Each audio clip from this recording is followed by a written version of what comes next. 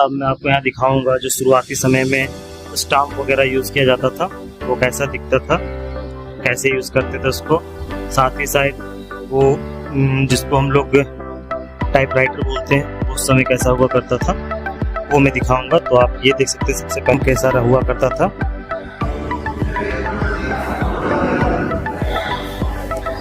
ये आप देख सकते हैं भारत के प्रारंभिक डाक टिकटों के कुछ नमूने हैं। ये वैसे यूज़ किया जाता था टेलीग्राम में।